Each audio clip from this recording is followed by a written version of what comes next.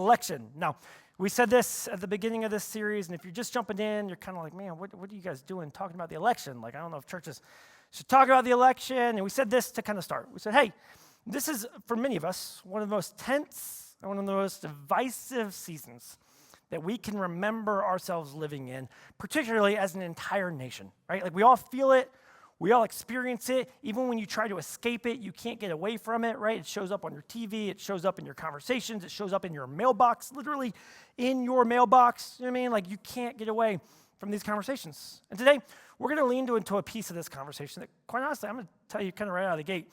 I think today, what we're talking about, is something that's kind of difficult for all of us, particularly if you're a follower of Jesus, right? This is something that's actually, I think, a really hard thing to lean into, a hard conversation to even open up to, and definitely a hard conversation to live out. Now, I'll also say this, if you're not a follower of Jesus, right, you've probably watched Christians do this, what we're talking about today, do this really poorly. In fact, this might be one of the reasons why you're hesitant about the idea of Christianity in the first place, because you haven't seen people do what we're going to talk about today very well, and quite honestly, it's kind of repulsive, and I get it, it's kind of repulsive to me as well. But what we're talking about this morning, I genuinely believe, has the potential to change our nation, even has the potential to change our world, and even more importantly, I think it has the potential to change you.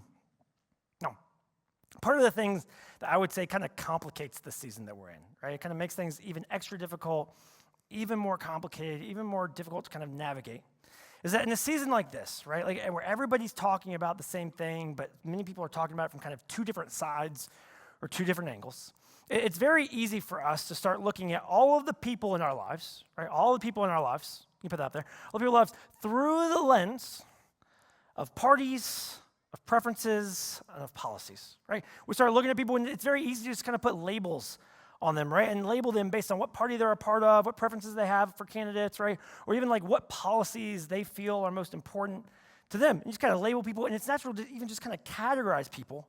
And as soon as you learn something about someone's politics or party of preference or party of choice or whatever, right? Or the candidate they prefer or the policy that is most important to them, as soon as you learn that, it's easy to assume all kinds of other things about them. In fact, we don't do this just in politics. We do this in all kinds of spaces in life. In fact, you know, I'll tell you this, I'm a Cubs fan. Many of you know that. I'm a Chicago Cubs fan. I said the Twins will be my AL team, right? And they did better this year than the Cubs, so I was glad to have an AL team this year, right? But the Cubs, right, I'm a Cubs fan. If someone were to walk in the door with a White Sox hat right now, right, I would just assume all kinds of things about that person, right? All kinds of things about their decision-making, all kinds of things about their ethical behavior, all kinds of things about their morals, right? Many of you, if you're a good, hearty AL Central Twins fan, you're probably going to feel the same thing about them as well, right? We have that in common, right? Or for many of you, if someone walked in the door with a Packers jersey on, you're just going to assume all kinds of things about them simply because they're wearing a Packers jersey. They don't know anything about anything. Except maybe cheese, I don't know, you know what I mean? Like, they got that figured out, but that's about it. You're going to feel like, right? You just assume things. You attach labels to things. You make assumptions about people based on what you see about them at the very front and the very surface layer, right? Because of the labels that you've attached to them. Now, all of this gets even more complicated, right? The less you actually know someone. In fact, the further you are from someone, the easier it is to assume things about them, right? And all of that gets compounded even by just distance, right? Both physical distance and emotional and relational distance. In fact, I'd put it this way. I'd just say this, that distance makes it easier, right, to dehumanize and diminish, right? Distance makes it makes it easier to dehumanize another person and diminish another person. And I'll just tell you, this isn't just a political thing. I mean, this is just a thing. You've seen this in so many spaces of your life, right? If you're in an argument with your neighbor, and you go weeks without talking to your neighbor, usually the longer that time period goes, the more you dehumanize your neighbor, the more you diminish your neighbor, the less you see them as a person, and the more you see them as a problem, right? Or if you get in an argument with a coworker on a Friday, right, and then you don't see them for 2 days, right? You go all weekend without seeing them. Usually, you don't walk into Monday with more grace, right? With more understanding, with more patience, with more love. You walk into Monday with an even less human perspective of them, a less gracious perspective of them than you had even on Friday, right? Or like this is why on our staff, right here at the Co, we have a phrase on our staff. We say, hey, we want to share the last 10%. We want to make sure in our conversations, right, that we share the last 10% of what we're feeling and what we're thinking, because we know that if we leave just a little bit of a gap in our relationship, right, over time, that little bit of distance will cause us to actually diminish the view and the perspective of the other person. This is why the things I think could be like the worst thing you could do for your marriage sometimes is to get in an argument and then have one person sleep on the couch, right? Because he's just stewing in one room, frustrated at the other person. She's just stewing in the other room, frustrated at the other person. And rarely do you wake up with a more understanding and gracious perspective of the other person. Why? Because distance allows you to actually dehumanize the other person and actually diminish your view and your value for the other person. This is true of celebrities especially. This is why it's so easy to say things about celebrities that you couldn't imagine saying about anyone else, right?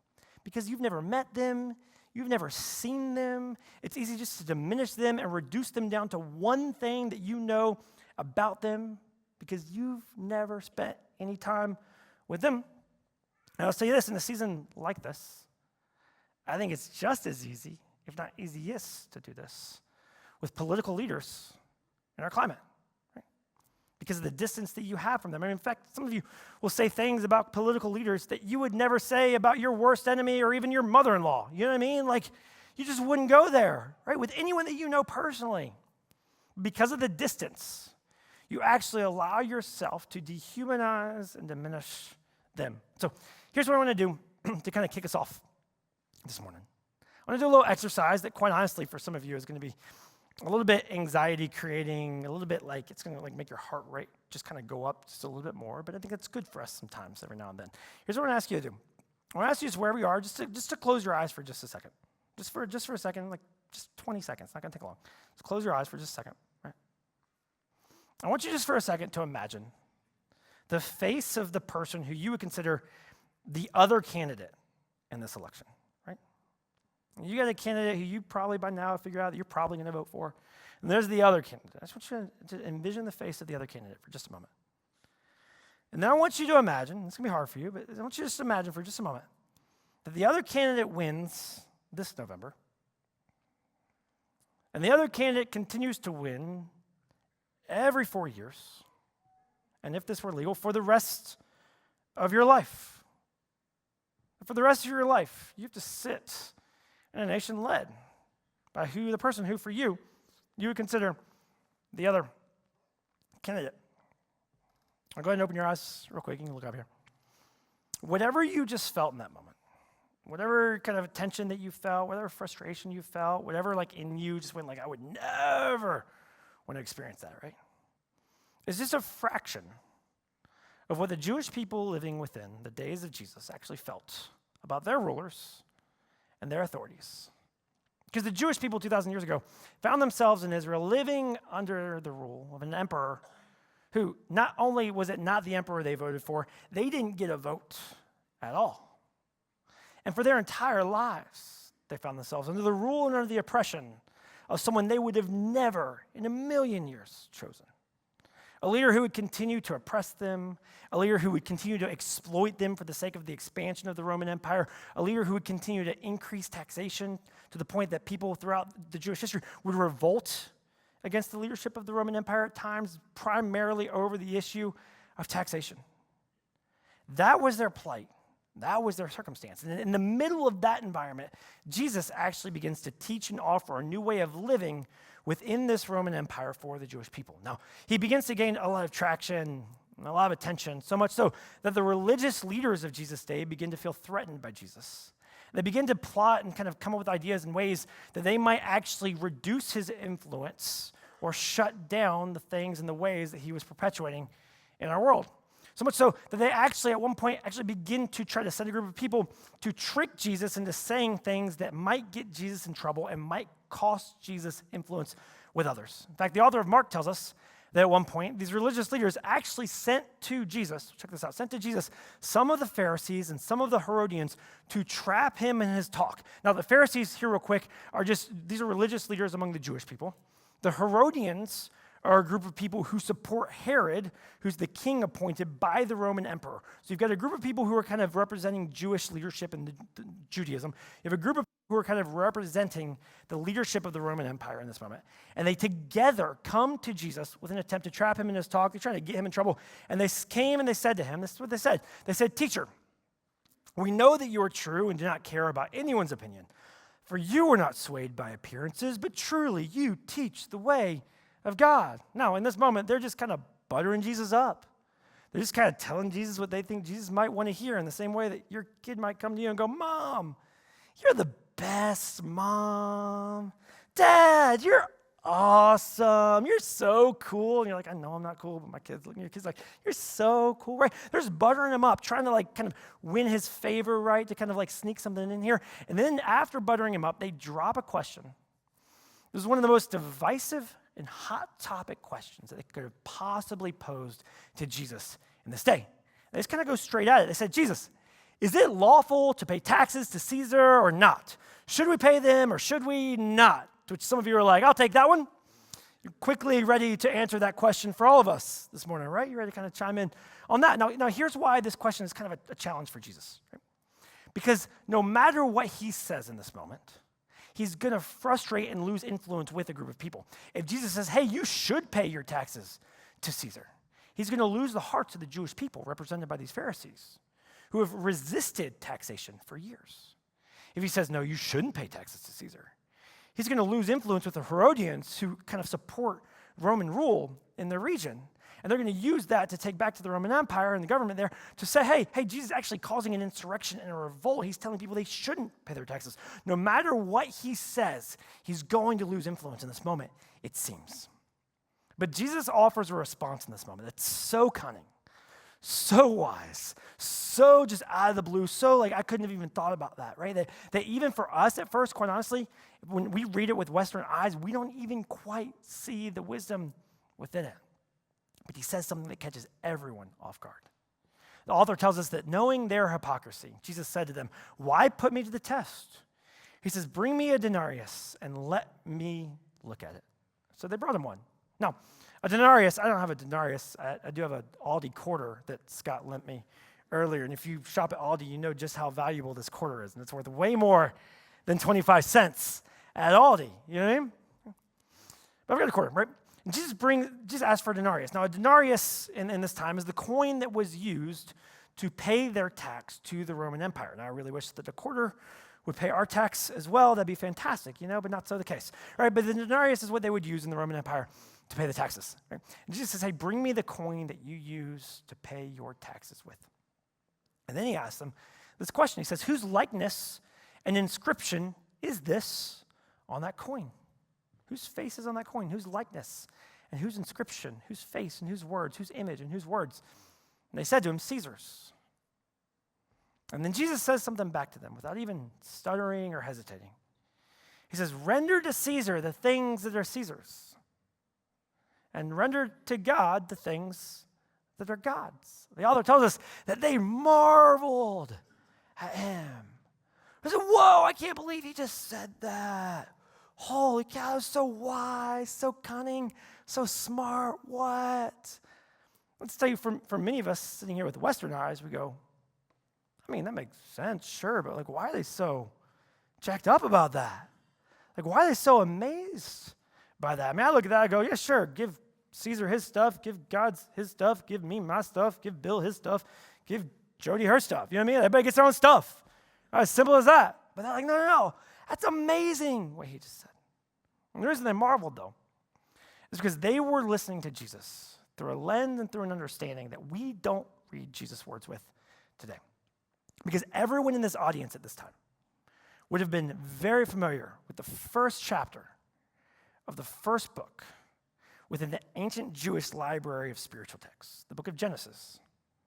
It starts off by describing the way that God created our world. And in that account, when God gets to the point of creating mankind, God said this. In Genesis, it said, "Let us make man in our image after our likeness." Which is to say that man himself, mankind itself, was created in the image of God, bearing the image of God. And the most valuable thing about someone, anyone, yourself, myself, is the image that they bear, the image of their creator. And so when Jesus says, hey, listen, render to Caesar the things that are Caesar's and render to gods the things that are God's, what he's actually saying here is, sure, let Caesar have your coins. That's fine. But God gets all of you.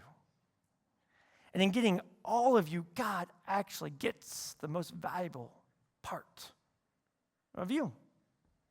Now, from this moment, the way of Jesus would continue to spread throughout our world. And Christianity, in a few years, would actually kind of catch wildfire throughout the Roman Empire and begin to spread to every corner of that empire, even to its very capital in the city of Rome. And about 25 years after Jesus said these words, a group of Christians found themselves sitting in the capital of the Roman Empire, also directly under the rule and the authority of the Roman emperor, also experiencing heavy taxation, and also being just as, if not even more frustrated by the taxation that they were under. So much frustration that one of the earliest leaders within the Christian movement, the Apostle Paul, actually felt moved to write to these Roman Christians. And in his writing, he felt moved to include notes about how they might respond to their emperor and how they might even respond to his taxations. And he writes something that, quite honestly, is very challenging for us today. In fact, when I read Paul's words, I'm challenged by it. I go, I don't know how I feel about that. You might find yourself going, I don't know how I feel about that. But the earliest Christians in the Roman Empire would have kind of read these words, not with challenge, but actually they would have found comfort in these words. I'll explain that in just a moment. But first, here's what he wrote. He said, let every person be subject to the governing authorities. For there is no authority except from God, and those that exist have been instituted by God. To which I'm like, Paul, what are you talking about? There's no authority other than God, right? Like, have you seen some of the people that I've seen in authority, right? Because no, they've been instituted by God. They go, hey, have you seen the emperor? Have you seen the way that he treats us? Have you seen his persecutions? Have you seen his heavy taxes? Have you seen how focused he is on himself and his movement? Right? Paul goes, no, listen. He goes, therefore, whoever resists the authorities actually resists what God has appointed, and those who resist will incur judgment, for rulers are not a terror to good conduct, but to bad. Now, again, I find myself challenged by Paul's words, but many of the earliest Christians would have actually found comfort in Paul's words, because Paul's words are actually drawing from an ancient Jewish concept that actually viewed the world and viewed authority in this world for thousands and thousands of years in this way. They looked at God as being an ultimate authority of the world, and they looked at every person who was in authority over them as someone who was appointed by God. And the reason that they looked at that and the comfort that they found in that was this idea that they didn't have to hold that authority accountable ultimately, because they knew that that authority sat under God's authority, and they believed that ultimately that authority would be held accountable to God, which meant that when they've experienced negative leadership, when they experienced bad leadership, when they experienced the pain of someone over them, they knew that even if it feels like there's nothing I can do in this moment, they ultimately will be accountable to an authority that's even greater than them. You may have experienced this at work before, right? Like if you find yourself in a structure at work where maybe you report to someone who reports to someone, and you've experienced the leadership of someone who maybe was frustrating you, creating pain for you, creating hardship for you. And you just found comfort maybe in the fact of knowing that, hey, I'm frustrated by their leadership, but they're also accountable to someone else. And I think that as soon as their manager finds out what my manager is doing, their manager is going to step in and hold them accountable. And even in the moment of pain and frustration, you find comfort. And that, in the same way the Jewish people found comfort in looking at the way that they believed God ordered the world. And that's the way that Paul was writing to these early Christians. Now, from there, Paul continues to go answer the question, like, hey, like what do you actually do with that, right? Like, this is great. Like, it's kind of a neat concept, kind of get my head around that. But like, what do we actually do with that? And Paul gave very clear instructions for these earliest Christians in Rome about what to do with that I think spoke miles and measures to them. I think speak miles and measures to us. He said this. So because of this, you also pay taxes for the authorities or ministers of God attending to this very thing. And you go, I don't really want to pay taxes, but okay, fine, I'll pay some taxes. Fine, we can do that. Unfortunately, Paul doesn't stop there. He keeps going. He keeps going. He actually kind of gives them a checklist of ways that they can orient themselves towards authority. And honestly, it gets harder the longer that he writes. He says, pay to all what is owed to them. He says, pay taxes to whom? taxes are owed, to which I'm like, fine, sure, I can pay some taxes. Right? It says pay revenue to whom revenue is owed. Okay, sure, I'll make sure I'll pay people who I owe stuff to. Got it, fine. He says respect to whom respect is owed. To which I go, I don't know if I can respect. I mean, I'll pay tax, but respect? It's a little harder. I won't disrespect them, you know what I mean? So I can kind of respect them by not disrespecting them. That's fine. And then he goes, no, but listen. He goes, honor to whom honor is owed. Whoa, Paul, you want me to actually elevate them as a person? You may actually put them, lift them up and honor them? And that moment, he says, listen. He goes, oh, no one anything except for one thing. Except to love each other. For the one who loves another has fulfilled the law. It's as if Paul would say to us, hey, listen, there's one debt, only one debt, that you will never pay off. You can pay your taxes and call that done. You can pay revenue and call that done. But the one debt that you will never be done paying is a debt to love each other. It almost seems like Paul is less concerned about who's in authority and actually more concerned with our own response to authority. In fact, I think today Paul might say it this way to us. No matter who leads, my response is to love. No matter who sits in authority, no matter who's put in a position of leadership, my response, my greatest response, the biggest debt that I owe them is actually to position myself and my heart to love them, regardless of whether I agree with them, regardless of whether or not I voted for them, regardless of whether or not I support their policies and their positions. My greatest debt is to love them. I'll tell you, this is hard. I mean, many of us want to dismiss this because it's hard. We want to kind of push this away and go, yeah, I don't even know them. I don't know how I could love them. I don't even know them. But let me tell you why I believe this is so important for us right now. And we live in a world and we live in a culture where so many people who you know are actually bearing the likeness and the image of a candidate in an election. They put a sign in their yard with somebody's name on it. They put a hat on or a shirt on with somebody's name on it.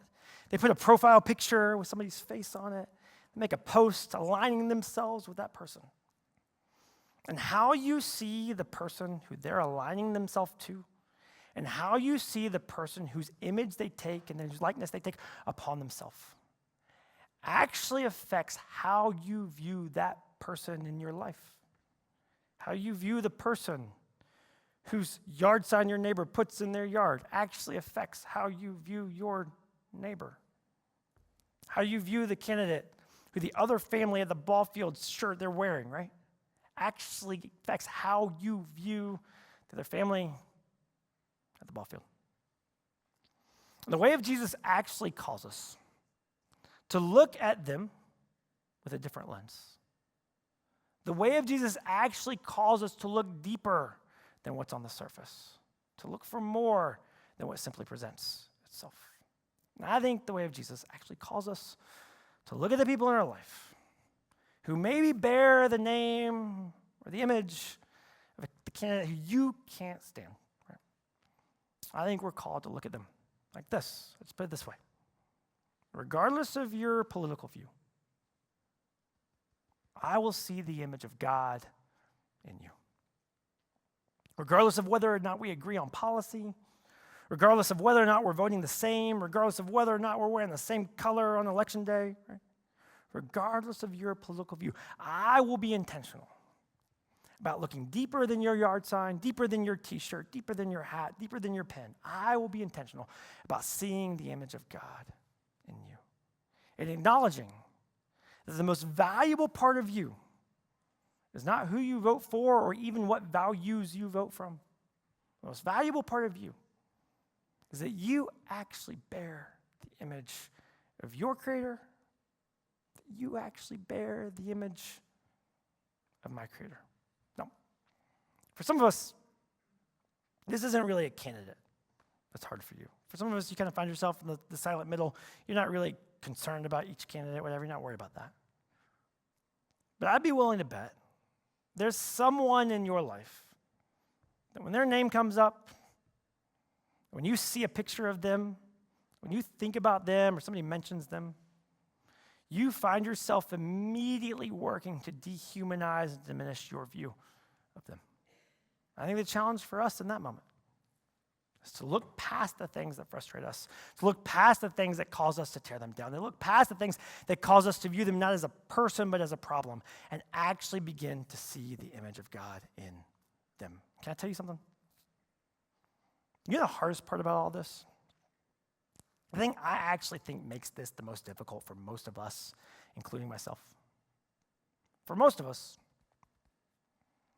you have a hard time seeing the image of God in yourself, let alone another person. I mean, for a lot of us, we find our greatest value in how right we are, how productive we are, how effective we are. And the way of Jesus continues to say to you, listen, the most valuable part of you has nothing to do with how right or how wrong you are in the moment. The most valuable part of you is simply the fact that when your Creator looks at you, He sees Himself in you. And when you begin to allow yourself to see yourself that way, when you begin to allow yourself to actually acknowledge that as the most valuable part of you, it allows you to begin to open your eyes up to those around you and see the most valuable part in them as well. The part that regardless of how much you might have in conflict is actually the one thing, the most valuable thing that you hold in common. So we're going to wrap up there for this Sunday. We'll pick it up next week as we tie up our series, How to Survive an Election. Let me pray for you before we go. God, I thank you for the opportunity just to pause and reflect on what the ways of you look like in our world.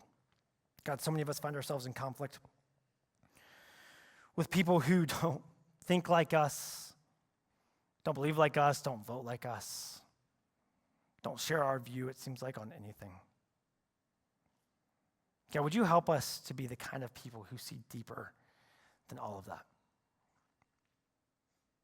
God, you created each of us with inherent value.